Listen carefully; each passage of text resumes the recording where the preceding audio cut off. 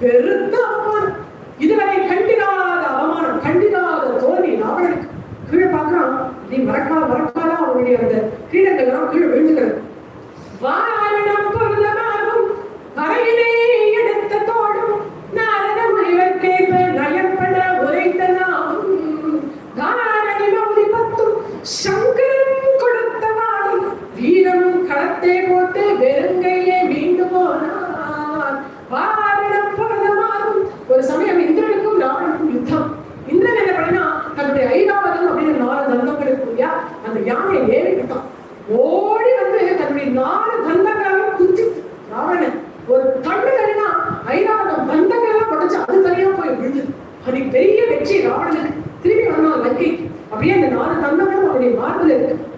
Doctors வந்து சொன்னா, நாங்க ஆபரேட் பண்ணி எடுத்துடுறோம், இல்லைன்னா முறையோட வேணும், உங்க உசிரிக்கே ஆபத்து, அதெல்லாம் உசிரிக்கலாம் ஆபத்தாது, போங்கடா போய் தட்டான் அனுப்பணும் அப்படின்னு. தட்டான் வந்து அந்த தந்தங்கள் அழகா வேலைப்பட வச்ச கற்கள் எல்லாம் வச்சு அதை தன்னுடைய பர்மனன்ட் ஆபரணமா ஆக்கிட்டான். வாரணம் பொருளமாகும். போக வர மார்த்தட்டி காட்டி போனான். அப்பேற்பட்ட மார்புடிவன் ராவணன். வரையிலே எடுத்த தோடும். ஒரு சமயம் கைலாச மலைக்கு போய் அந்த கைலாச மலையை அசைச்சு தூக்கிடலாம் அப்படின்னு நினைக்கிறான் ராவணன். அன்னைக்கு பார்த்து பார்வதிக்கும் பரமேஸ்வரனாகவும் சண்டை, பிரளய கோபம் தூக்கிட்டுட்டான். பேசுற பார்வதி நினைக்கிறா, எவ்வளவுதான் நான் தானே முதல்ல பேசுறேன், இன்னைக்கு அவர் பேசணும் அப்படின்னு பார்வதி இருக்கான். எப்ப போல அவளே வந்து பேசிட்டா தேவரே அப்படின்னு பரமேஸ்வரன் வெயிட் பண்ணிட்டு இருக்கேன். பார்வதி பேசுறேன்னா ஒரு க்ஷணம் யுகமா போறது சிவனுக்கு. இப்படியே ரெண்டு பேரும் பேசிக்காம இருக்கும் பொழுது அங்கே வந்து தன்னுடைய 2 கைகளாலையும் கைலாசத்தை எடுக்கணும் அசைக்க ஆரம்பிச்சோம். பயந்து போனா பார்வதி.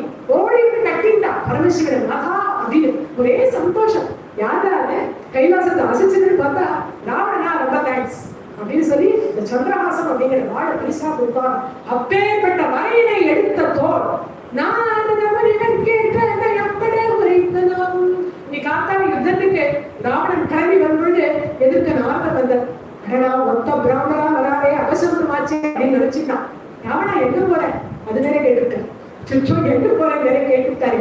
நீங்க நாரதை உட்கார்ந்து 10 நிமிஷம் நான் வந்து எவனோ வந்துட்டான், அவன் கதையை முடிச்சுட்டு வந்துடுறேன், போகாத அது வேற சொல்லிட்டேன்.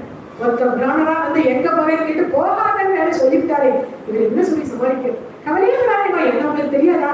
10 நிமிஷம் 5 நிமிஷம் உட்கார்ந்தோ. ராமனை போய் வதம் பண்ணிட்டு இதோ வந்துட்டேன்னு சொன்னேனே, இப்ப திரும்பி போனா கேட்பாரே ராமனை வதம் பண்ணினியா ஜெயிச்சியான்னு கேட்பாரே. அந்த நாரதருக்கு நான் என்ன பதில் சொல்லுவேன்? தாராளமா